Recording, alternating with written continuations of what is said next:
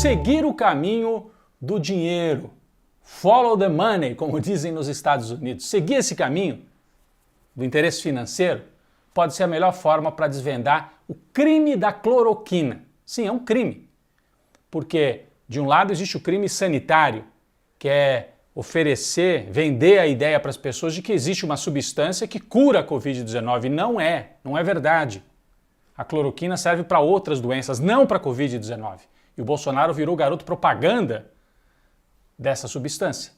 Mas além do crime sanitário, pode haver um crime financeiro. Quem é que está ganhando dinheiro com a venda dessa substância em larga escala para o governo federal? Os senadores começaram a investigar, a puxar esse fio e chegaram a 2 laboratórios, um deles coordenado, dirigido por Renato Spalletti, no laboratório Apsen. Ele recebeu empréstimo do BNDES durante o governo Bolsonaro. O BNDES que é presidido por Gustavo Montesano, um amigo de infância de quem? Dos filhotes, dos filhos de Jair Bolsonaro. Então os senadores começaram a puxar esse fio da meada para ver que interesses que existem aí. A comissão aprovou também a quebra de sigilo do ex-ministro Pazuello, general, do ex-ministro Ernesto Araújo, aquele do Itamaraty de barba, e de outros integrantes do chamado gabinete paralelo, do gabinete do ódio de Bolsonaro, para também saber sobre ramificações tanto políticas, nos telefonemas, e depois, quem sabe, ramificações financeiras. Aprovou ainda a condução coercitiva de Carlos Wizard, um dos grandes bilionários brasileiros, dono de várias empresas, cursos de escola de inglês e tal, que fez lobby pelo tratamento precoce, como eles chamam, que é o uso da cloroquina. Vai ter que ir para a CPI, ele está sumido, né? O Bolsonaro, enquanto isso acontece na CPI, resolveu dobrar a aposta. Então ele não recua, ele dobra a aposta, enfrenta. Esta semana ele disse que havia um relatório do Tribunal de Contas da União, o TCU, provando, segundo o Bolsonaro, que metade das mortes por Covid no ano passado, na verdade, não eram por Covid. Bom, esse relatório não existe. O Bolsonaro foi desmentido pelo Tribunal de Contas, pela direção do Tribunal de Contas, e descobriram que o que existe é um documento de um auditor que fez uma planilha por conta dele, que não tem base nenhuma, não tem base científica, é uma suposição. Um auditor, mais uma vez, amigo da família Bolsonaro. Então, uma jogada ali dentro do TCU para tentar favorecer e dar um discurso para o Bolsonaro, dizer alguma coisa. Não foi tanta morte assim.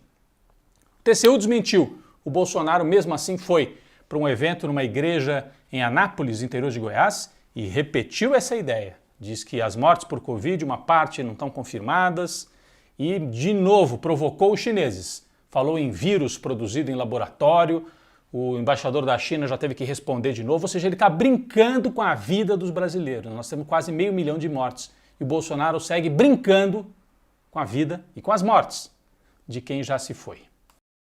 Bom, e quando eu falo que o Bolsonaro dobra a aposta, ele esta semana entrou num caminho muito perigoso para todos nós. O Bolsonaro decidiu agora fazer o discurso de negação do uso da máscara.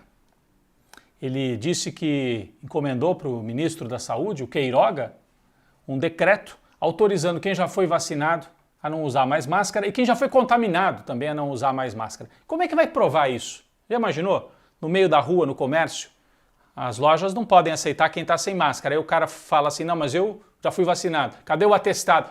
O comerciante vai ficar controlando quem foi vacinado, quem não foi. Isso é para gerar briga, é para gerar confusão. O Bolsonaro aposta no confronto.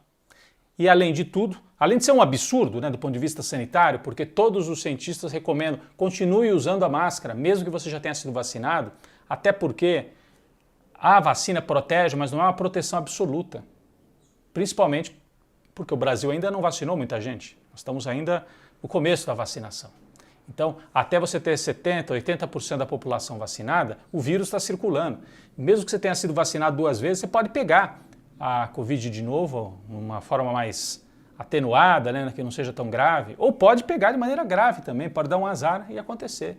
Então, o Bolsonaro de novo está brincando e conduzindo as pessoas para a morte. Vamos ficar muito de olho nisso. Além de tudo, é um pouco de cortina de fumaça para que a gente deixe de falar da CPI, das investigações. Ele agora tem 2 cortinas de fumaça. O futebol, durante um mês com a Copa América, e não use máscara, que é outro discurso que ele vai fazer nessas movimentações absurdas, enquanto a popularidade dele segue baixa, 30% de apoio. Eu acho muito, né? 35% de apoio para quem promove todos esses absurdos, mas a oposição a ele é muito maior que isso, 55% querem o Bolsonaro fora do poder. Bom, é uma situação grave, são muitos danos para a democracia, ele dá um discurso assim de negacionismo e também de violência para os seguidores dele, as polícias fora de controle, tão fora de controle, que mais uma vez essa semana no Rio de Janeiro, uma vítima numa comunidade na Zona Norte, a Kathleen Romeu, uma jovem, grávida, foi pega no meio de uma operação da PM, como eles falam, operação de matança, né? Entram atirando a esmo e acertaram essa moça grávida, ela morreu, houve protestos por parte dos moradores, mas enfim, depois da tragédia, do crime do Jacarezinho, mais esse agora com a jovem Kathleen Romeu, que não pode ser esquecido. No meio desse caos, o Brasil vai fazer a Copa América, que a Colômbia não quis fazer, era para ser lá. A Argentina disse que não tem como fazer, por causa da pandemia, e o Bolsonaro topou. Os jogadores fizeram aquela onda, vamos soltar um comunicado, no final se renderam para os interesses comerciais. O curioso é que vários patrocinadores que já pagaram pelas cotas da Copa América pediram para não expor as suas marcas num torneio que está marcado pela morte. Então é a Copa da Morte, a Cova América, como alguns estão chamando. O Bolsonaro deve participar, dar o pontapé de abertura nos jogos ali da Copa América. No meio desse caos todo, uma boa notícia aqui da América do Sul veio do Peru, com a derrota da Keiko Fujimori por uma estreita margem.